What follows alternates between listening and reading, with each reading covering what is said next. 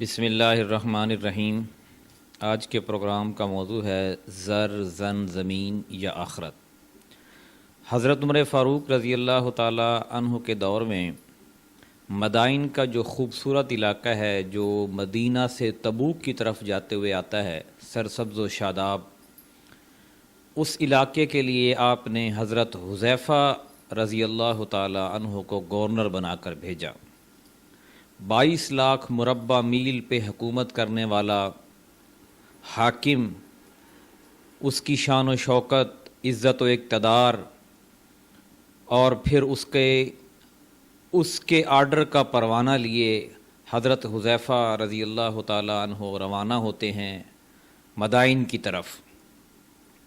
مدائن کے لوگ بےتاب ہیں اپنے نئے گورنر کا استقبال کرنے کے لیے، اور یہ دیکھنے کے لیے کہ اتنی طاقتور مملکت کا جو فرستادہ ہے وہ کیسے، کس حلیے میں آتا ہے، اور ہم اس کو کیا کیا پیش کریں گے۔ آپ کی سواری جب مدائن میں جا کے رکتی ہے تو اہل مدائن سارے کے سارے جمع ہوتے ہیں۔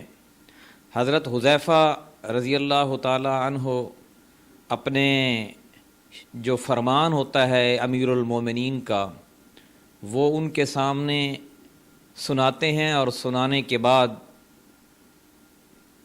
دیکھتے ہیں کہ ہر ایک، جتنے بھی لوگ ہیں، ہر ایک کی زبان پر ایک ہی کلمہ ہے کہ جو حاضر ہو، جو آپ حکم کریں وہ ہم حاضر کرنے کو تیار ہیں، ہر چیز پیش کی جائے گی۔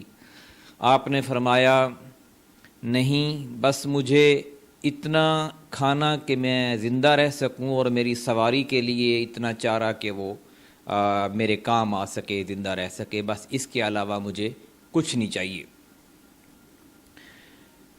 اس وقت کی طاقتور سلطنت جس نے روم اور ایران کو زیر کر لیا تھا، اس سلطنت کا گورنر اگر چاہتا تو اپنے رعایا سے کیا کیا وصول نہ کر سکتا تھا۔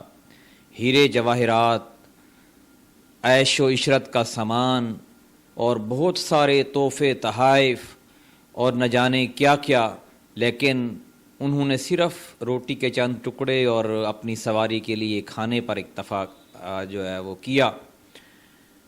اپنا ٹائم پیریڈ مکمل کرنے کے بعد جب واپس مدینہ کی طرف روانہ ہوئے تو حضرت عمر فاروق نے چھپ کر یہ پلان بنایا کہ میں دیکھوں کہ صحابی رسول جس طریقے سے، جس شان و شوکت سے گیا تھا، جس مال و دولت کے ساتھ گیا تھا، اسی کے ساتھ ہے یا کچھ وہاں سے لے کے آیا ہے۔ حضرت عمر فاروق چھپ کر کھڑے ہو کر دیکھ رہے تھے۔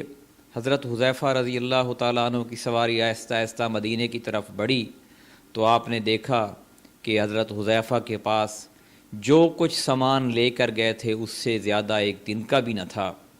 آپ آگے بڑھے، اطمینان اور کیفیت کا سما آپ کے دل میں اور دماغ میں تھا، اور زبان پر یہ الفاظ تھے کہ حذیفہ، تو میرا بھائی ہے اور میں تیرا بھائی ہوں۔